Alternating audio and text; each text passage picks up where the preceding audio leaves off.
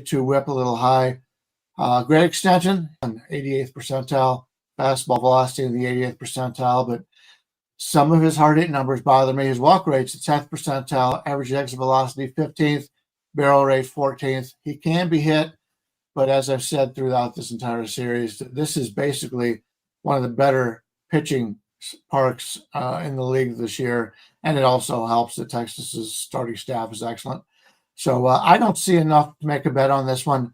So I like the Yankees, but I don't want to lay that number. Yeah, is Boone brain dead? Why does he keep putting Williams out there? He's got a 6+ ERA as a closer. That's ridiculous. I mean, does he just think eventually he'll come around? I mean, we're almost halfway through August, and he's still trotting out a 6+ ERA guy as his closer. This is the second worst manager in MLB, and very little talent on this team aside from Judge and Fried. So, man, Yankees are in trouble, but I don't think they'll get swept. I think they have a shot of winning the game today, at least. Rodon's pretty good pitcher. I got him in the top 1/3 of all MLB pitchers, and I've got Leiter ranked 20 out of 30 on a curve of 30. He walks. He's got a little bit of a walking problem. He had a really bad walking problem at the beginning of the season. He's corrected that a little bit. Not a terrible pitcher, not a great pitcher. I have the bullpens pretty equal as far as current form is concerned, and I have the hitting pretty equal. So too close for me, but I just have a feeling the Yankees are going to win one game eventually. And, you know, when they have a really good starting pitcher advantage, it's probably going to be today.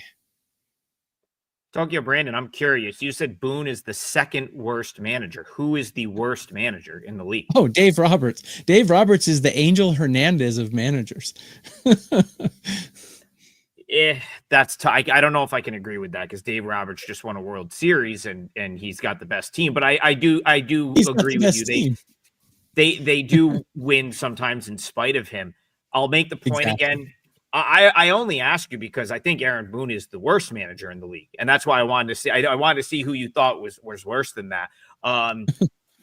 Because the Yankees won in spite of Boone last year, and it's something I brought up yesterday, and I'll continue to hammer this point home.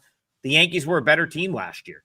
They had a better team, and they were able to sort of overcome some of the mistakes. Now this team's not as good, and they're just not as good as they were last year. I don't care what anyone says. You take Juan Soto off the team, that team last year that went to the World Series is better than this Yankees team. And now suddenly the mistakes start to matter. They're starting to turn wins into losses, and it's like they can't seem to get out of their own way. Now, I do think they get a little bit of a reprieve here, having Rodon on the mound, opposing Jack Leiter, because Jack Leiter's a guy that, I've talked about him a few times. He hasn't really put it together at the big league level just yet. I think some of that has to do with how the Rangers have sort of managed him to this point. They kind of threw him to the fire too early, killed his confidence, and now he's kind of had to start to work his way back in at the big league level. So no doubt Rodon gives them an edge in the first, few innings of this game. At the end, the Yankees, their bullpen should be much better than this. Help me out, Brian Leonard. They remade this bullpen at the trade deadline. It should be great. So they should have a bullpen edge, but they just simply haven't. I'm kind of with you, TB. My gut tells me this is where the Yankees get it done, but I don't know if I want to come to the dark side. I've been playing against them on a daily basis, at least either for a client play or on the show. But my gut tells me the Yankees are the side today. I just don't know if I can do it. Now, you brought up Devin Williams. He's been bad, but what are you supposed to do if you're Boone? They paid him. They have to put him out there. It's just crazy to watch. Is he in the last year of his contract? Is he a free agent? That I'm not sure.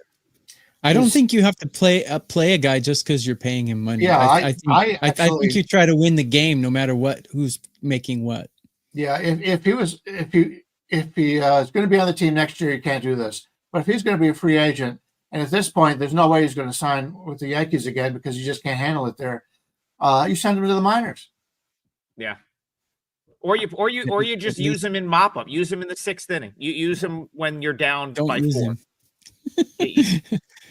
You know, they picked up And a this bunch of Pirates, Rockies, and Yeah, they sent Bird to the Bird minors is yesterday. horrible. Bird's Yes. been horrible. I don't know. Listen, I don't know what this comment is. It says Adam loves being a contrarian.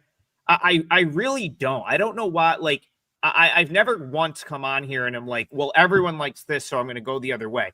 I'm just saying, like, everything to me is relative to market value. Okay. And 2 nights ago, the Yankees, Bryan, on Monday, what's it, Wednesday? So Monday night, the Yankees were a pretty big favorite without Aaron Judge. And it was Corbin against, why can't I remember the Yankees star? Oh, Fried, right? Yeah. So it's like, now you have now a clear edge at starting pitcher with Rodon. Like, that's not up for debate. Rodon over Leiter is not even remotely close in terms of like caliber of starting pitcher. Theoretically, the bullpen should be very good. It just hasn't been. So I think the market has swung too far on the Yankees that they're going to give you Rodon at $1.30 here. Like, it's just so much different than what the market was. Because remember how many cents is Judge is always going to be 10 to 15 to 20 cents to the number. And he was out on Monday. So it has nothing to do with being a contrarian. And I don't consider myself a contrarian bettor when it comes to baseball. I'm just saying, like, where the Yankees were priced 4 days ago to where they are now, it is a considerable change. And I think you have to at least consider backing them with the edge that you get out of Rodon against Leiter. So I want to like comment on that because it has nothing to do with being a contrarian. I still think the Yankees are not a very good baseball team, and I very much hope they miss the playoffs for all of our sake, because I think we've all betted in some capacity. But this is a pretty good spot for them, all things considered. Okay, fired up on a Wednesday. Let's keep it going. What else do we got? Here's one. Duffel says Braves manager is awful. Yeah, this was an interesting one to me because the Braves are favored today. Bryan Leonard, I kind of think they should be based on this matchup. But, I mean, man, this is another one. Do you want the Braves laying some money against the red-hot Brewers at this point? You thought the same thing as I did. And I am sort of a contrarian handicapper. I'm an underdog handicapper. And I think you're a value handicapper. So when I'm looking at the card, I look for spots for underdogs just because I know that I've had a lot of success over the years playing the dogs. Well, I looked at this and I said, why is Atlanta favored here? Atlanta's a team that's got nothing to play for. Milwaukee's sitting there battling it out with Chicago. And it's not like Milwaukee's not playing well. They're playing great.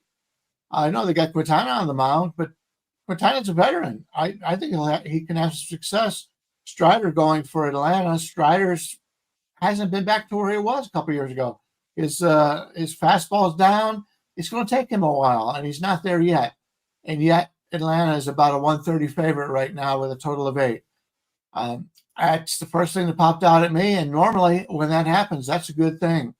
Quintana, as I mentioned, comes in with a 3.50 ERA. Last year 3.75. The year before 3.57.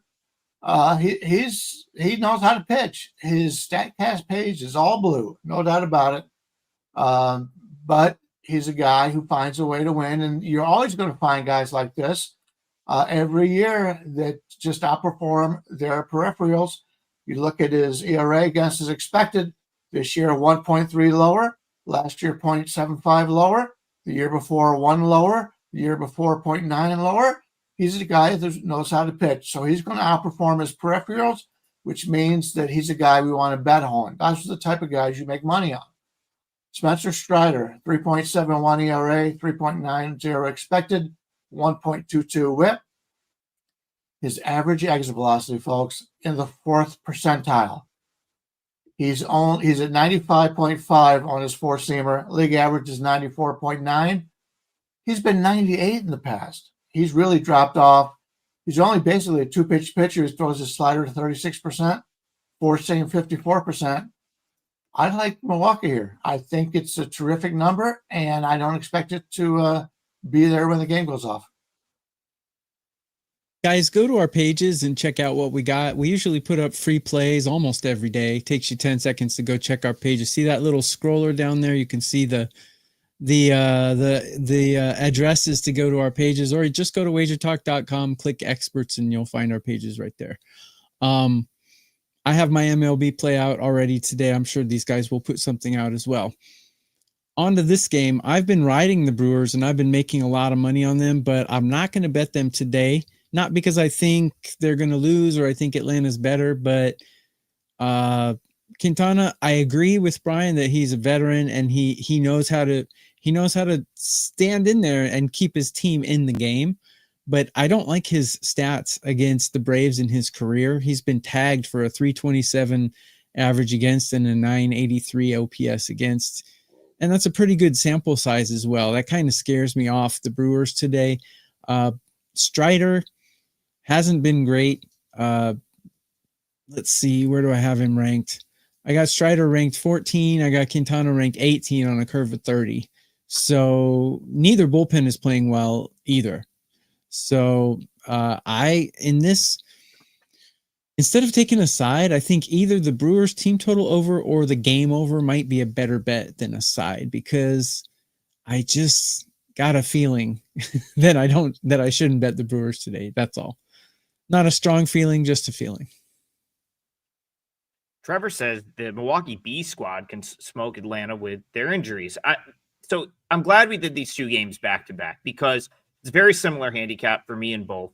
Essentially, very, very similar handicap. You have the Braves, who I like their starting pitcher far more. And I agree with a lot of what TB said about Quintana, about the sample size. A lot of these Braves guys have large samples against him, and they've had some success. But I also think that the ceiling for Strider is much higher. If he comes out and throws the game he's capable of, he should put Atlanta in position to win. The other thing I'll point out with the Braves, for as poor as they've been in a lot of ways this year, they've got decent bullpen depth, and the pen hasn't been that bad for them. So it's not a scenario where I think they're going to get to the end of the game and necessarily lose. They've choked games away in the leverage spot, so that's certainly a concern. But I wouldn't. It's not something that would totally keep me off the Braves here. Similar to the Yankees, what's keeping me off at this point is the feeling that I shouldn't have to lay minus 130 or minus 135. So going back to what Bryan says, I'm kind of hoping he's right. I'm kind of hoping the Brewers take money throughout the day, that people, even the sharp crowd, sees that plus money with the Brewers and says, how can you pass the Brewers up at this price? Because if this comes, 10, 15 cents in the other direction, it's going to make me like the Braves even more. But again, very similar handicap to both games. You've got a considerable edge, in my opinion, at the front of the game with the starting pitcher, with both Rodon for the Yankees and Strider for the Braves. And if both of those move maybe 10 to 15 cents, they're going to be they're plays that I consider on my card today. Right now, it's making it easy to sort of pass on them because I'm not getting the price that I want exactly. But again, I think you have an edge here with Strider and TB.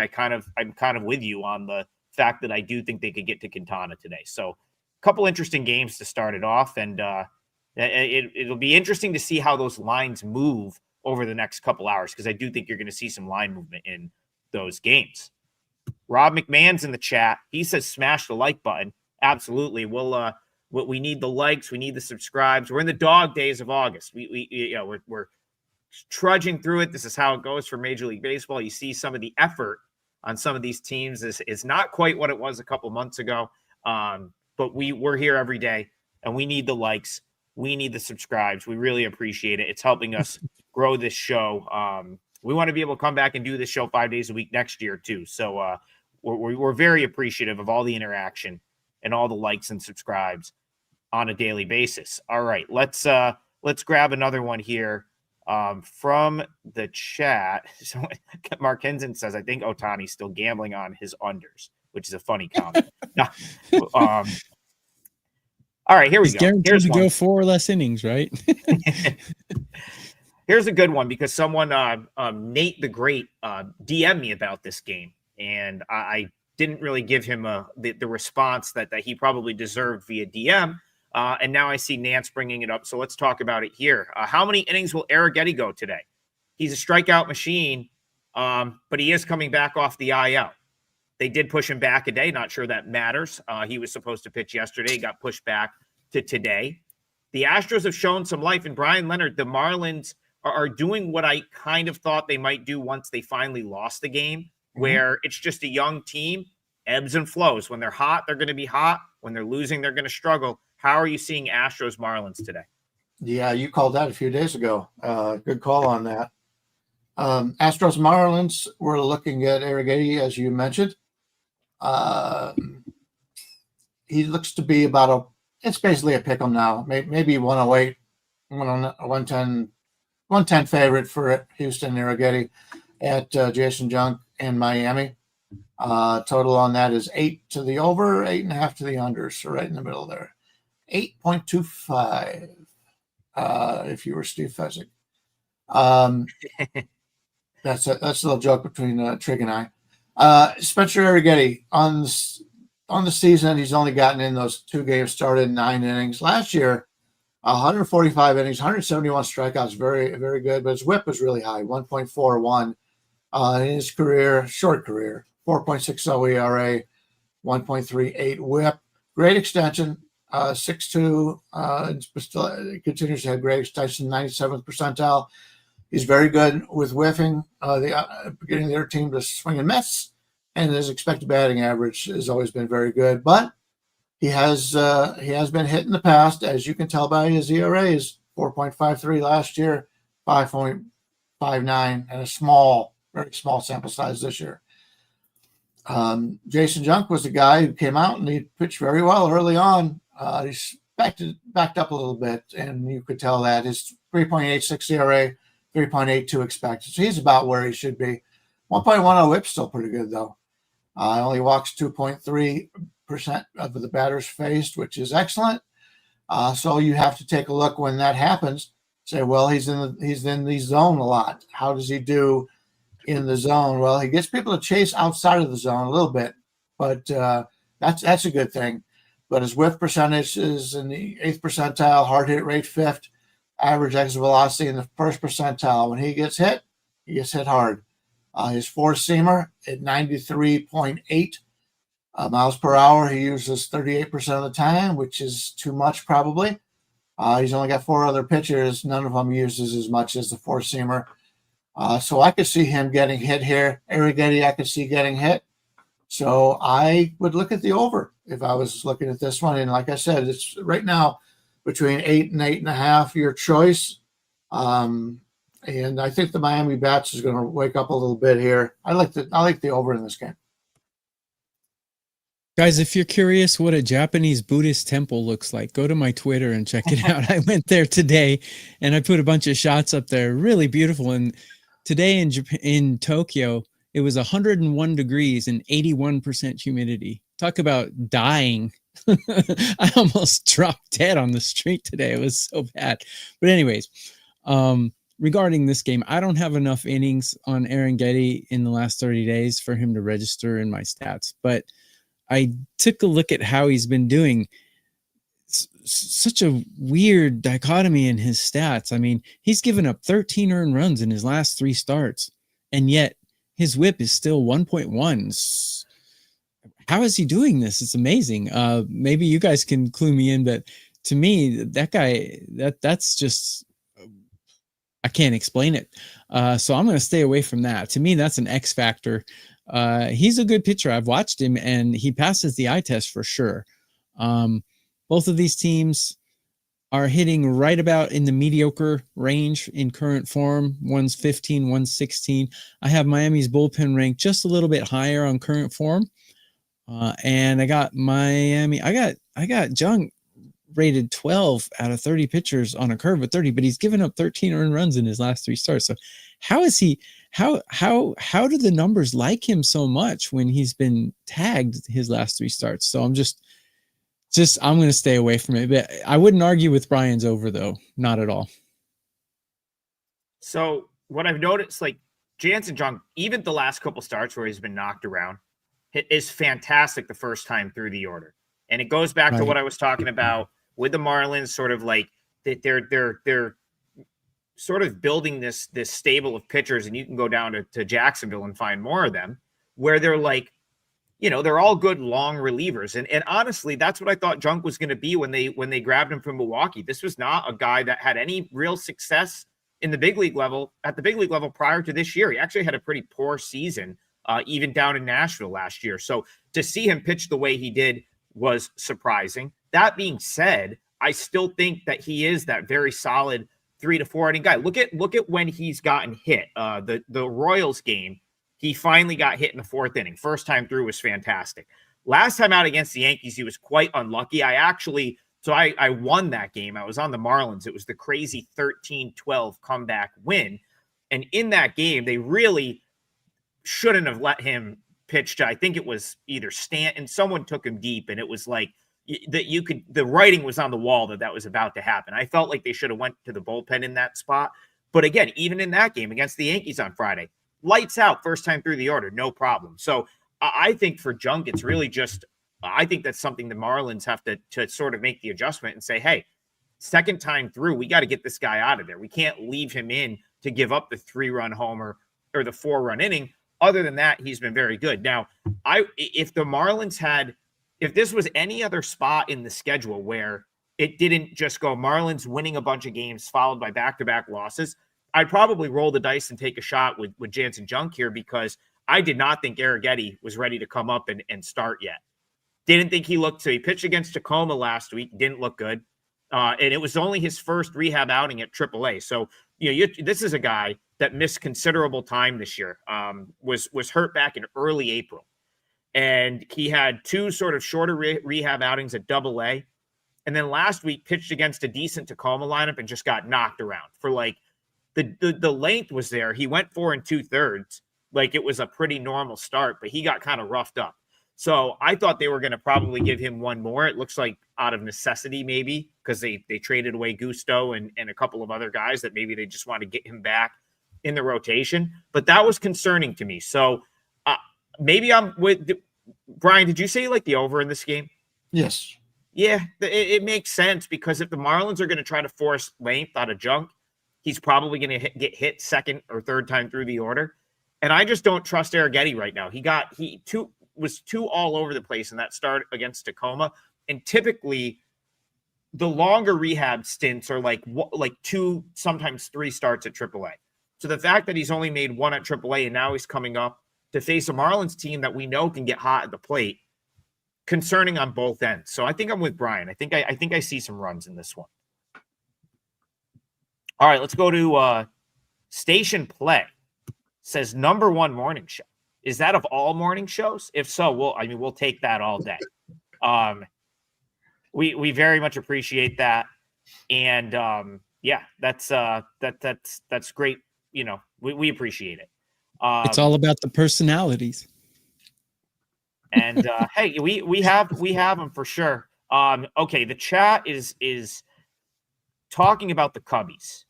Mr. Finn said Cubs literally sold my parlay the last 2 days. Can't do it 3 days in a row. Wolf says Cubs way better offense than Reds. 5 bettors better than the Reds ever have. Guys, we talked about this game yesterday, and I sort of threw the question out. Do you guys have any concerns about this Cubs team? I still haven't figured out who it was in the chat. If you're in the chat, someone asked if I'm slamming a twisted tea. No, this is a Minute Maid zero sugar lemonade. I haven't had a twisted tea in like 15 years. I actually didn't know that still existed. But anyway, back to what I was talking about. Oh, Cubs, Reds. We talked about it yesterday. I said I would want no part of the Cubs at that price point. And I felt like I really want to remember who in the chat pointed out this potential Cubs swoon that has now fully come to life. Another day yesterday, Brian Leonard, the Cubs lose 5-1. Are you getting more concerned? And are you getting involved today? It's Cade Horton and Andrew Abbott. How are you seeing this one? Yeah, Abbott, the lefty, going for Cincinnati. Horton, the rookie, with the Cubs. We're looking at about a 129 favorite for the Cubs, total of 7.5, slightly to the under, or it's right there. Andrew Abbott, he's the guy that's perplexed us all season long. I talked about the Brewers pitcher having more success than his expected numbers. Andrew Abbott's been that way his entire career. 2.15 ERA this year, 3.32 expected, 1.11 WHIP, ground ball rate 8th percentile, but yet he pitches in Cincinnati. He doesn't give up home runs. Who the hell knows what's going on? Fastball velocity only 26 or 22nd percentile. Yet in his career, he slightly under one strikeout an inning.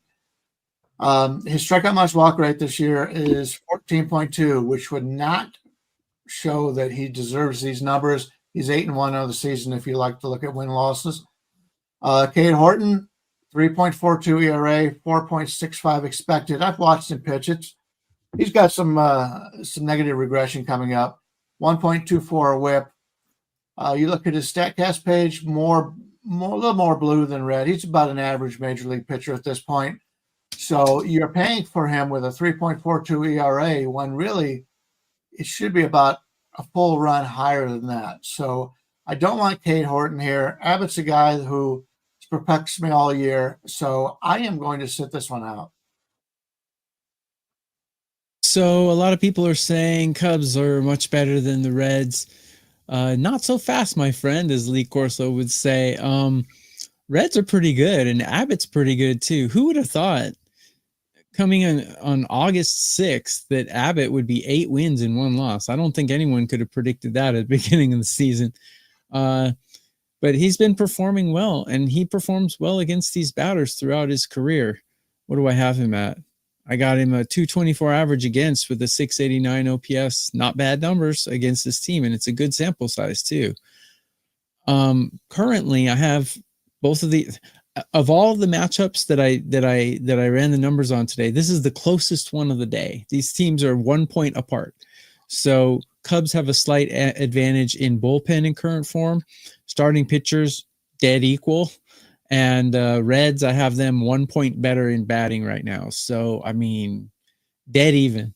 If anything, I think I trust Abbott a little more than Horton, but my numbers really like Horton, even though I haven't really watched him closely. So I don't have a good read on him. My numbers love him.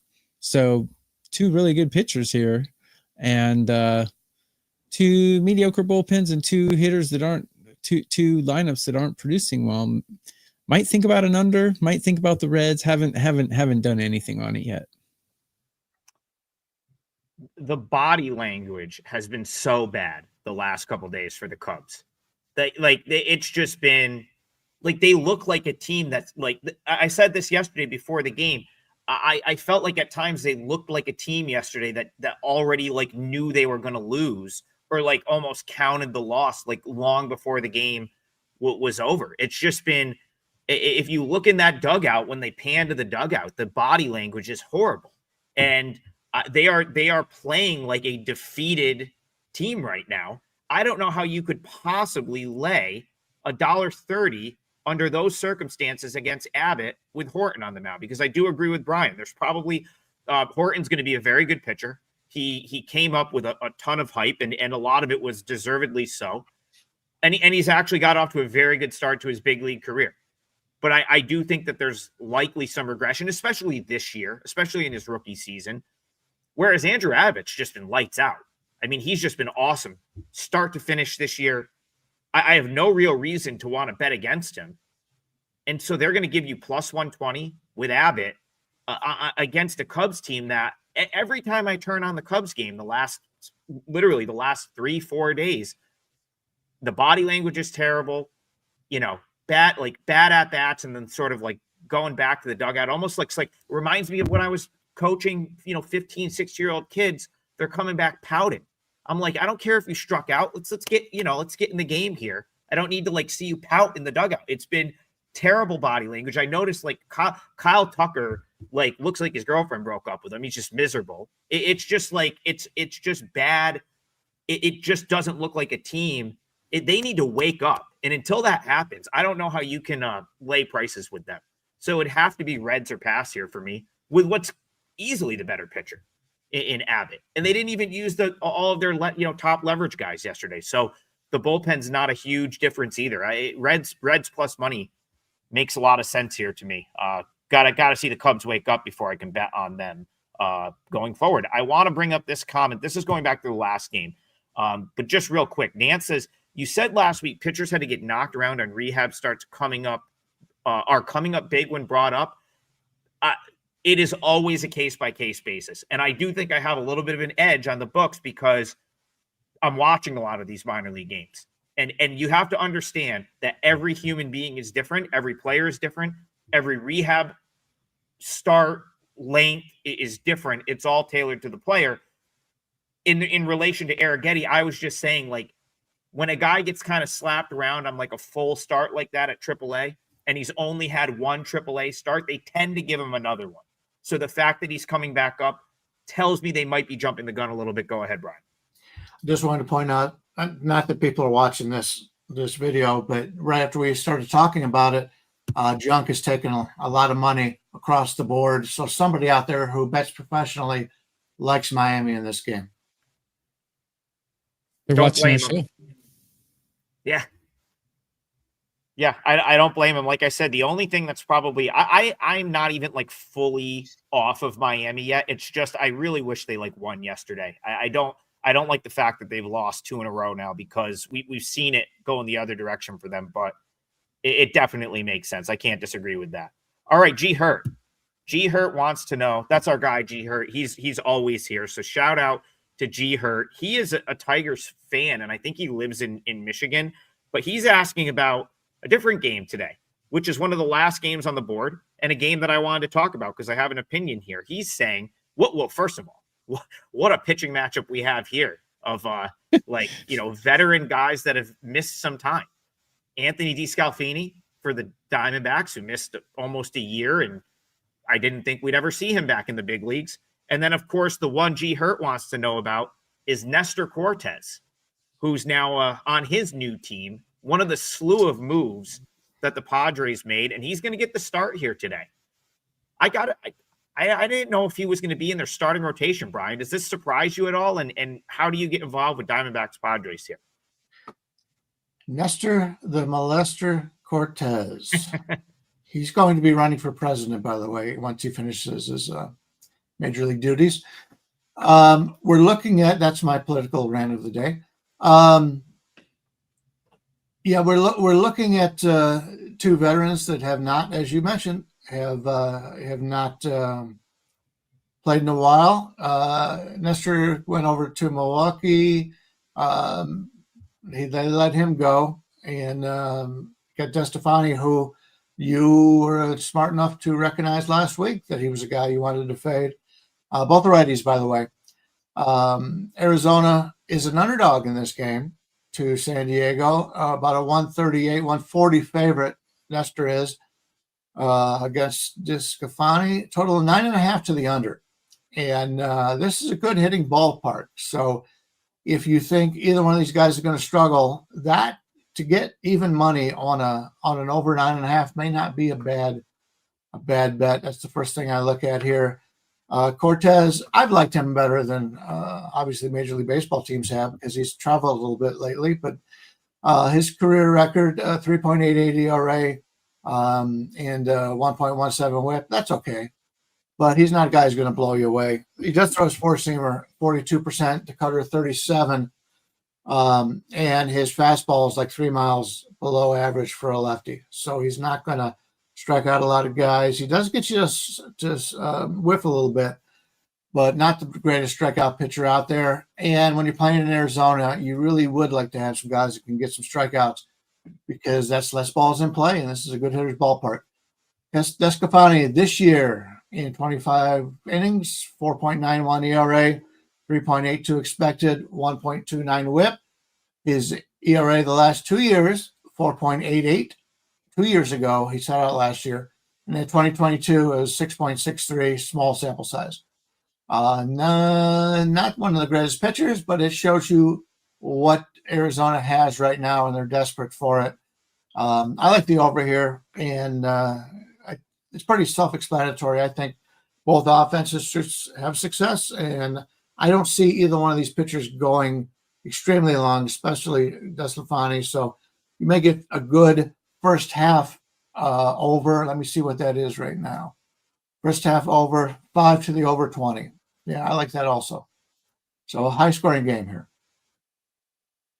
Guys, like and subscribe Wager Talk's YouTube channel, because not only do we do total bases every day at the same time, but us baseball cappers put up individual game videos. Adam had one yesterday, and you'll get alerted when we put one out so you can get the line before it moves. In baseball, these lines move very quickly. So I don't really have a read on either one of these pitchers because they don't have enough innings logged in the last 30 days. But I do know that DeSclafani has not pitched past the fourth inning the entire season, and I don't expect him to today either. And that means that this powerhouse of a lineup for San Diego will get to tag this horrible Arizona bullpen for 5 innings at least. So I go along Brian's lines there with an over. I think San Diego's team total over, or even the game over, or even San Diego on the money line might be a decent. I'd go any of those. I don't feel enough conviction to actually make a bet on those, but if I were to, that's the way I would go. Cortez is a veteran. Even if he has a bad game, these veterans tend to limit the damage. You rarely see guys like Cortez get lit up for like 8 runs or 7 runs. Usually they can limit damage to like 4 runs and still keep their team in a game. So for that reason, I think San Diego has an advantage here, even at starting pitcher. Yeah, I have so many thoughts about this game, and they're like somewhat contradicting, but I want to just like lay them out there. So first of all, Nestor Cortez, like, you want to just an example of just the embarrassment of riches that is the Milwaukee Brewers right now. He was awesome for like a month. I thought that they were gonna, like, I don't think they could find a spot for him. Like, he's been in AAA for the last month. His numbers in July. In AAA, which was mostly, in the minors, which was mostly AAA. In July, he has a 1 ERA, a 0.72 whip, and a 1.54 batting average against. He's looked fantastic. He's looked like nasty Nestor at AAA. And then suddenly, I look up, he's not even on the team anymore. He's now in San Diego. So you got to think San Diego maybe saw that or saw something there where they were like, oh, like they're going to either have to let him go because they don't want to let other guys go. So, good for San Diego for being able to sort of grab him. Now, can he come up, and is he going to do that at the big league level? I don't know, but like that's certainly encouraging that for a month he's been just dealing at AAA. Now, on the other side, DeSclafani was pitching very well out of the bullpen for the Diamondbacks. So what did they do? They made him a starter. Makes no sense. And he comes out and gets rocked, where he was getting rocked as a starter in AAA. But for a month prior to that, he was very good out of the bullpen. Now, if I'm Torey Lovullo, I'm going to put an opener out there and let him come out of the bullpen, but I'm sure they won't do that. And so, they'll probably leave him out there to get rocked again. Where this one, what I'm going to be looking for today is to see what Arizona does with roster moves. I'm going to see if they move anyone up. They suddenly have a couple of good arms at AAA, and arms that I would love to see get a chance. Dirk is one of them that's looked good. And they just actually called Andrew Hoffman up the other day, who was someone they acquired from the Royals. He's actually been great since getting up there, but I think he's now pitched back-to-back days, so we might not see him again here. The Padres are a team that I think I want to fade in the short term. Reason being, I don't like these teams that go out and like try to remake their team at the trade deadline. And then with a team like the Padres, it's now where they're positioned in the market. I can't tell you how many people have asked me, should I bet the Padres to win the World Series? Oh, the Padres are winning the World Series. It's like, yes, they made a bunch of moves. Maybe they improved their team, but I don't know if they're that much better at this point. So where the numbers are, like the fact that you can almost get Arizona plus 1.5 here is definitely appealing. I'm just going to be looking to see if the Padres take money throughout the day, because I'm not really buying that they are so much better than they were a week ago, yet the market seems to think that that's the case. So very interesting game. But to go circle all the way back to G. Hurt's original question, talking about Nestor, he looked really good for the past month, and he's going to get a shot today. It'll be interesting to see how that one plays out. Go ahead, Brian. One quick comment. When I said Nestor to the molester, I was just talking about the cartoon that was in Hustler magazine when I was growing up. It was a gross cartoon, but nothing. I don't want Mrs. Cortez to call me up and That was all a joke about the cartoon. And let me make a quick point about the Padres. Don't bet them to win the World Series. Bet them to win their division because they're only 3 games out. They have a better bullpen than the Dodgers, and they're plus 500 to win that division. I think it's, if rather than the World Series, take plus 500 on the division. And that was like, just to go back to Nance's original question, like that's why it's so difficult to sort of evaluate like a rehab stint, because you're looking at a guy like Nestor Cortes, who's just been lights out at AAA. It would not surprise me in the least if he comes up and gets hit today, because it's really tough. And that's why it really is a case by case basis. But, you know, it was, I felt like it was worth pointing out that he was fantastic for the last month, because someone else in the chat said, where's he been the last 4 months? And it's like, well, he was hurt, but for a month now, he's been pitching in the Brewers organization. So good discussion there. A very interesting game. That'll be one. That'll be one that I'm very interested to watch, even if I don't have action. All right. Jay Main and like a whole bunch of people want to talk White Sox-Mariners. And so Jay Main says, Tokyo Brandon, tell me something good on Cannon, please. But first, I'm going to go to Brian Leonard and let him open this one up. We talked about White Sox yesterday maybe not being the spot to do it, and they got crushed. So is today a better spot for the White Sox, or are you going to stay out of this one again today? We'll have to see. It's early in the morning, getting my first look at the games. I didn't see anything overnight other than the Milwaukee that I thought was a bargain. Yeah, the White Sox cannon against Kirby. Kirby's been great lately. He looks like he's fully back, but he's also about a 255 favorite in this game. Total 7.5. Cannon comes in, and one of my lesser favorite White Sox pitchers, and it's unfortunate, is that part of the rotation. He's 4-8 on the season, 4.77 ERA, 5.04 expected, 1.41 WHIP.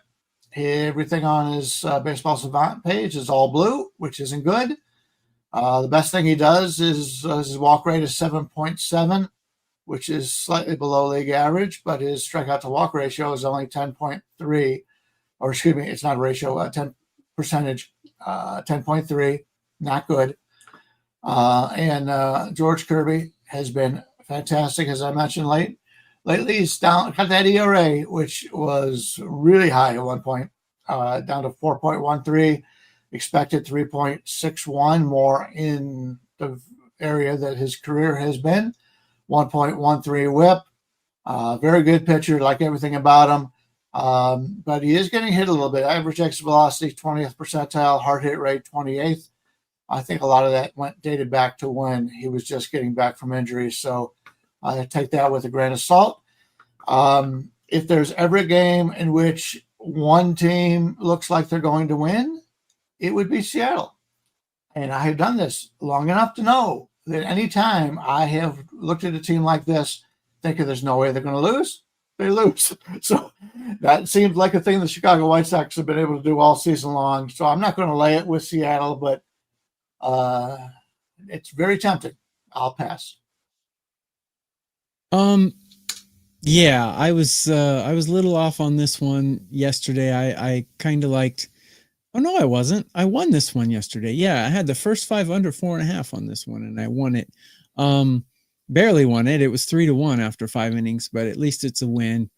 Cannon, I agree with Brian. He's not a great pitcher, and I've got him ranked 17 on a curve of 30, but he has great stats against these batters. It's only 20 at bats against, but he's held them to a 400 OPS. And I think he can do similar to what they did yesterday to Seattle. Now, Seattle's lineup, since they added Suarez, is pretty scary, actually. I liked the Rosarena before this season, but this season, man, he just seems like he doesn't care. But they got some hitter. They got the best hitting catcher in all of MLB. He's the home run leader still. They added Suarez. Suarez and Raleigh together are probably the biggest home run duo in all of MLB as far as number of home runs. So this lineup's pretty scary, but I think Cannon can hold them at least 2 times around, which is the first 5 innings. If I were to bet this, I would take the under in the first 5 because I also think I also like Kirby's numbers against the White Sox in his career, and Kirby is ranked quite a lot higher than Cannon is. The White Sox are actually hitting better than Seattle right now, which is kind of surprising. But I think first 5 under would be the way to go in this one if I were to bet it. Yeah, it's almost the same handicap as it was yesterday for me, where obviously I've been coming on, I've been high on the White Sox. That's been a very profitable read since we sort of like made that statement. I remember it was the 90 game mark because they were 30 and 60. And my take was that they were going to play closer to 500 ball the rest of the way. And they've basically done that. Even with last night's loss, since then, they're 12 and 11.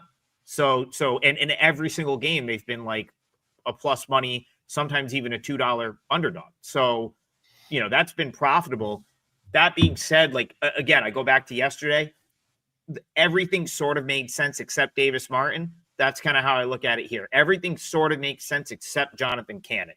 And so it'll likely be the reason that I stay off and maybe look toward tomorrow as the spot to get involved with the White Sox. The Mariners are a team that I think profile as to be a better bet on the road, not just because they hit home runs, although that is a thing, but because the books really love to inflate this team at home. So you almost get like the double, it's like the double positive when they go on the road because the books don't give the Mariners, at least they didn't a couple months ago. Now they do a little bit. They don't give them nearly as much respect on the road, and yet they profile better on the road because they hit more home runs, and typically they're in a ballpark that suits hitting home runs. At home, they tend to be a big favorite, which I'm not quite sure is based on what they've done the last couple of years at home. I'm not sure that they should just be like this big inflated favorite at home, and then they're in a ballpark that's very tough to hit the ball out of. But again, it's Jonathan Cannon. There's a lot of blue on that StatCast page. He's not someone I really trust. And could you get are the White Sox going cold a little bit? I mean, that's been a really impressive 23 game stretch where they've gone 12 and 11. That's my gut says maybe that, after yesterday, they didn't really play well. So that's concerning to me. So as much as I'd love to, sort of take that White Sox plus 1.5 as someone's in the chat. It's like, that's the trigger special. Yeah, it definitely is. I just don't know if this is the spot. And I don't know if Cannon's the guy that I want to get involved with here. So likely a pass for me.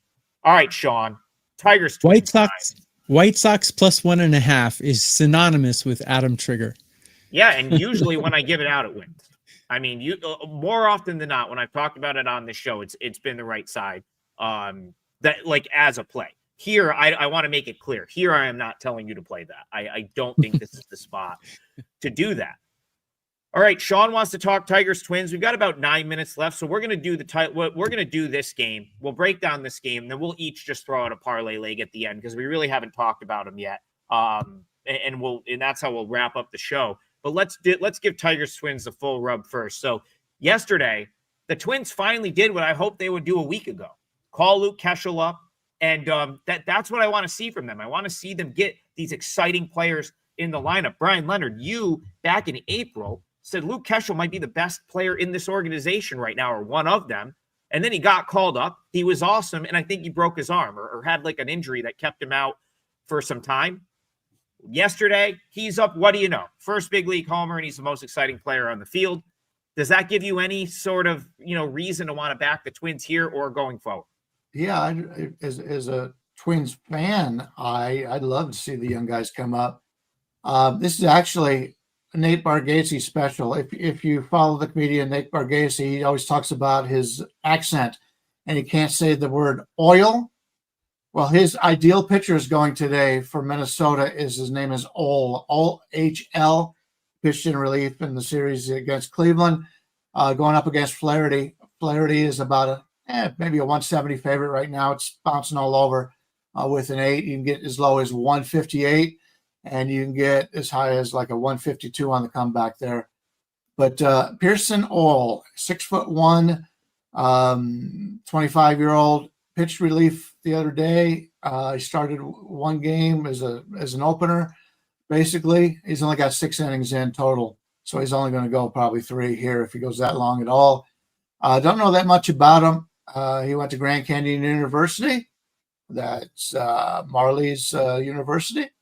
And we'll see how he does. I thought he pitched pretty well the other day against Cleveland. Jack Flaherty, 4.36 ERA, 3.93 expected, 1.25 whip. When you look at Flaherty, you got to look at his splits. Home games, 3.38 ERA, on the road, 5.69. And that comes after. He was awesome on the road the other day. So he's still got it over, about 2.5 runs higher on the road than at home. The question you have to ask here is, first of all, you probably want to fade Minnesota because of the bullpen. I talked about that yesterday. Detroit fell behind like 6-1, and then Detroit ended up outscoring them in the second half of the game, which was a good bet. But you've got a team in Minnesota who has traded all the players away. They're giving the kids a chance. I like that. I don't want a lot of veterans on this team if I'm Minnesota. I want kids that care and want to prove themselves. But you also have a Detroit team that's not playing well, haven't played well for the last month. And you're laying a pretty good number here. So do I think Detroit's going to win? Yes. Am I willing to lay this number? No. I'll pass. So I was one of Flaherty's biggest backers when they played Philadelphia last week. He was facing Christopher Sanchez. I made the bold statement, Flaherty is going to pitch better than Sanchez. And he did, but they lost the game. I've been backing Detroit since that Philly series, and At been making money with them. More than backing Detroit, I've been fading Minnesota since they traded 40% of their roster away at the trade deadline. However, Flaherty's road numbers really scare me here. I don't think Minnesota's going to win the game, but I do think Minnesota's going to score a lot today. So just for that reason, it kind of scares me to lay this number with Detroit. So I think Detroit's going to win, but I'm not going to bet it. I will likely be a Twins backer going forward. And as they make these moves, I'll be using them more. Reason being, last night, St. Paul Saints, that's their AAA team, 14 hits. I mean, Peyton Ells is the guy that I wish they would give a shot. The two guys that just came up from AA, Kyler Fedko, Gabriel Gonzalez, both going to be very, very good players. Just bring them up. They made the right decision to bring Keschel up. James Outman is now in the Twins organization. They got him in, and I think he was part of the Brock Stewart trade. He's having a great year at AAA. He was just chilling in the Dodgers organization because they didn't ever have room for him. And then he wasn't great at the big league level, but still, what are we doing? Let's just get these guys up and play them all. The more that they bring these guys up, the more inclined I'm going to be willing to play on the Twins, because I think the books are going to look and say, oh, it's all AAA guys. When in reality, they're better than the guys that are in the Twins lineup on a daily basis. Pearson Ole is Zebby Matthews 2.0. This is what the Twins like to do. He started the year in A-ball, but he's one of these 4-year mid-major college guys, as Brian Leonard said, Grand Canyon University. I think Zebby went to Western Carolina. So they're already 25 years old. So the Twins don't want to mess around. They just want to get them up, see what they can do. Ole is a guy that's kind of bounced around from bullpen to starter. I think he'll go 3 or 4 innings, but I think he's going to give you 3 or 4 good innings here. And then, the bullpen, it's irrelevant who comes in for the Twins. They're priced as a bottom bullpen right now. I saw they grabbed Thomas Hatch, who's been in the Royals organization. Maybe you see him today. Twins plus 1.5 is the way I want to go. That's going to be my parlay leg. And if I can get 10 to 15 more cents of value as the day goes on, that might actually be a client play for me. But Brian Leonard, what are we looking at for Twins? Let me correct myself real quick. Flaherty's at home today, not on the road. My mistake. Sorry about that.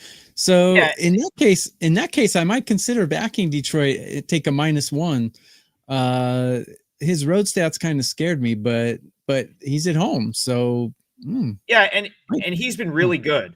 Don't get me wrong, Flaherty's been very good. But he's not someone that I'm that. Unwilling to oppose if I'm getting a run and a half. So I wanted to make sure that I touched on Flaherty because he has been very solid. But I don't know that he's going to continue to pitch like this going forward. So, Brian, what are we looking at for Twins plus 1.5? Minnesota plus 1.5 is 145.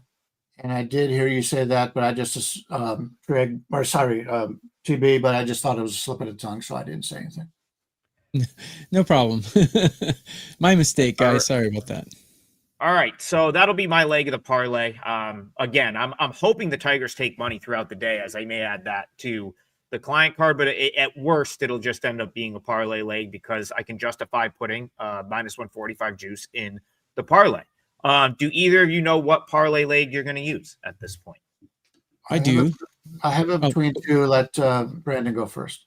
All right. Is that all right? Okay. Sorry about that, Brian. Didn't mean to step on you there. No, not at all. I like the Angels team total under 4.5 today. And the reason I like it is because I really like how Baz has pitched against them. Their bats are cooling off a little cold. And Baz has a 125 average against and a 388 OPS against them. He's the best performing pitcher against the batters today, although the sample size is a little small. But I think 4.5 is a little bit high. I like the Rays bullpen, and I think the Angels have been in a little bit of a quagmire here. So I don't think they're going to get to 5 today. This looks like an under game to me overall. But the 4.5 really stood out. I before I open the lines up, I have in my mind what I think it's going to be, and I had 3.5 in my mind. And I was like 4.5. Wow. So that'll be my leg. It's minus 145 also. Yeah, I want it real quick. Like Sean says it's Woods Richardson for the Twins. I don't think so. I'm pretty sure they're going to use Pearson Old to start. And if they don't, but the other thing is like Ole will pitch today. So even if they were to change that, not a big deal because he's going to give you